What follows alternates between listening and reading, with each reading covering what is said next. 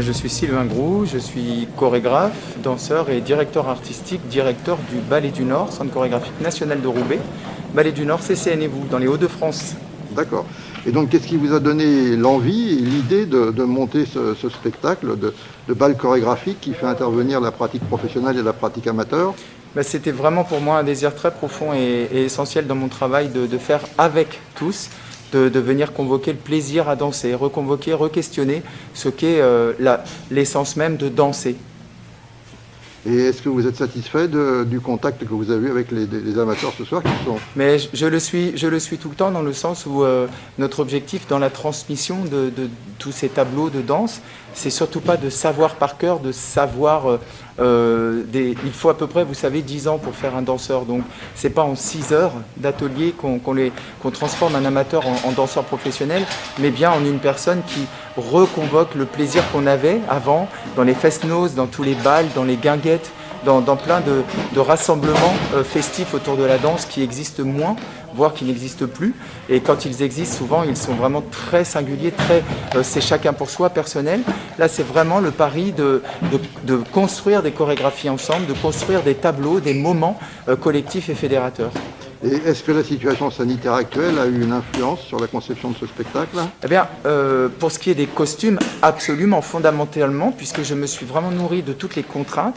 Avec ma chef costumière, avec Christelle Zingero, on a créé des costumes qui permettaient la distance sociale, tout en jouant, tout en venant détourner le code du travestissement, du code du costume, de créer comme un bal costumé. La preuve, c'est ces masques qui ne sont pas tout à fait des masques ordinaires et qui nous permettent véritablement de jouer avec le code de la distanciation.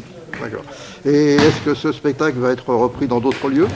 Oui, tout à fait. Vous pouvez aller voir sur le site du Ballet du Nord, CCN et vous, afin de voir toute la tournée tout au long des mois qui arrivent.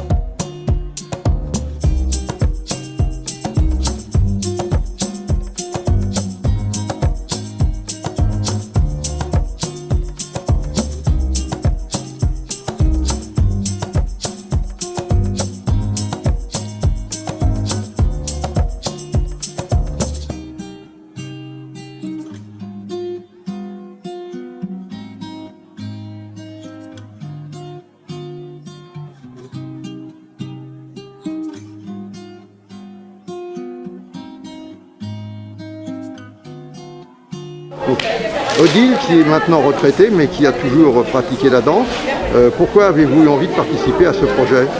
Alors j'ai eu envie de participer parce que ça fait des mois qu'on ne peut pas trop sortir chez soi et j'ai envie de partager des choses à l'extérieur avec des personnes que je ne connais pas spécialement. Mais ça fait plaisir d'avoir des contacts et de partager des choses, voilà, tout simplement. Et vous avez beaucoup travaillé, ça fait qu'on vous a répété combien de temps pour ça? Alors nous, on est quelques complices, je crois qu'on était 6 ou 7 complices à avoir travaillé samedi dernier de 10h à 16h.